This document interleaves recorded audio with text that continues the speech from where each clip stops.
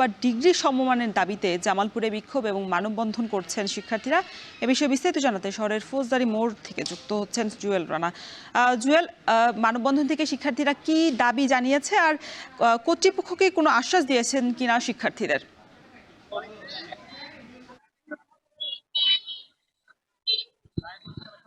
Roshan, diploma in science and midwifery যে শিক্ষার্থী রয়েছে তারা তাদের আজকে সারা বাংলাদেশে কেন্দ্রীয় কর্মসূচির অংশ হিসেবে তারা আজকে এই শহরের ফৌজদারির মোড়ে তারা মানববন্ধন বিক্ষোভ সমাবেশ করছে। আমার পিছনে দেখতে পাচ্ছেন কিন্তু শিক্ষার্থীরা আজকে এই মানববন্ধন তারা কিন্তু অংশ নিয়েছে। আজকে যেহেতু কেন্দ্রীয় কর্মসূচির অংশ হিসেবে আজকের এই মানববন্ধন, সেহেতু সরকারি এবং বেসরকারি যে science diploma and wifi midwifery যে শিক্ষার্থী রয়েছে তারা কিন্তু এই মানববন্ধন অংশ নিয়েছে। আমি সকাল থেকেই এই মানববন্ধন এবং বিক্ষোভ মিছিলে তাদের সাথে রয়েছে, তাদের বেশ কিছু শিক্ষার্থীর সাথে কথা বলেছি। তারা এক দফা দাবিতে আজকে এই মানববন্ধন কর্মসূচি পালন করছে, অর্থাৎ আজকে তারা তাদের এই কর্মসূচি পরে তাদের পরবর্তী কর্মসূচি তারা মানববন্ধন শেষে ঘোষণা করবে। তবে এখন পর্যন্ত আমরা প্রশাসন বা কাউকে এখন পর্যন্ত শিক্ষার্থীর সাথে কথা বলতে আমরা দেখিনি। তবে শিক্ষার্থীরা জানিয়েছে 2024 সালে তারা স্বরাষ্ট্র স্বাস্থ্য উপদেষ্টা প্রধান উপদেষ্টার সাথে তারা তার স্মারকলিপি দেশে তারা যোগাযোগ করেছে। তাদের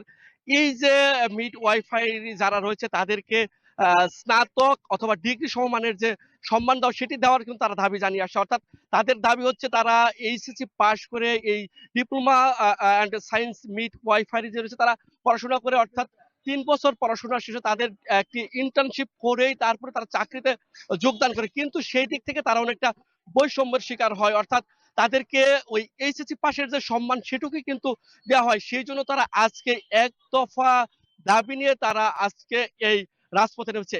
এই ছিল জামালপুর থেকে আমার কাছে সবশেষ তথ্য। রৌশন, জামালপুরে শিক্ষার্থীদের মানববন্ধন এবং বিক্ষোভ কর্মসূচির সবশেষ খবর জানাতে আমাদের সাথে যুক্ত ছিলেন সহকর্মী জুয়েল রানা। সময় হলো একটা বিরতির, ফিরছি একটু পরে।